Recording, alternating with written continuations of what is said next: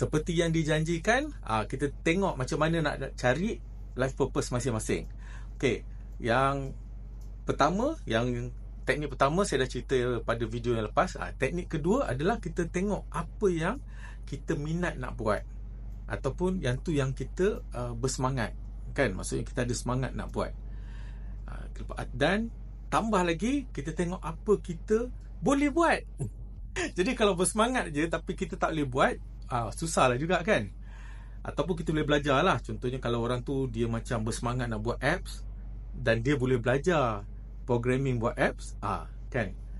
Dan lagi satu, macam mana dia akan impact orang lain, kan? Jadi kalau kita punya life purpose, takat kita punya kepuasan, susah lah.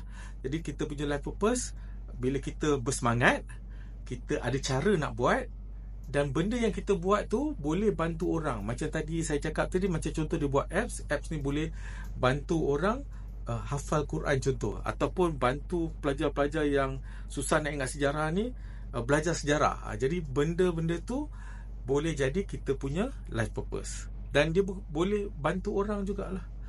Okey, tu adalah method yang kedua.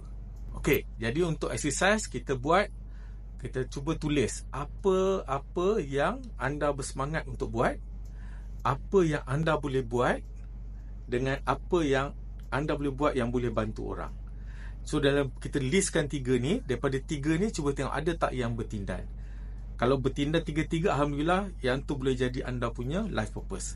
Kalau ada bertindan 2, maybe anda boleh fikir. Kalau tak ada bertindan langsung, anda mungkin kena fikir lebih panjang lagi. Okay, kalau anda suka konten-konten macam ni, apa lagi, follow lah. Jadi akan sambung cerita pasal life purpose ni lepas ni.